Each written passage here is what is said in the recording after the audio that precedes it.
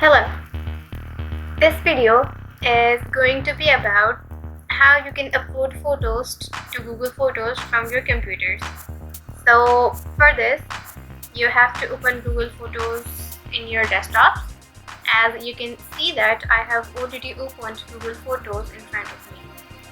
Now if you're not familiar with Google Photos, let me tell you that Google Photos is basically an application where you can save your pictures or videos from Google, and you can upload as many files as you want.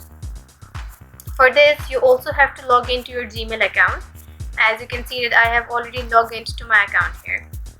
Now if you want to upload the pictures here, you have to go to the photos. Now you can see that I haven't added any photos here yet, and now I want to upload the photos. So here you will see the option which is about upload. Click on that. When you click on that, you will see that it will give you an option of upload from computers. If you want to upload the files from the computers, you have to select that option. And you can upload as many files as you want. For example, if I want to upload this file here, I will click on that and then open and continue. Now you will see that the picture has been added here.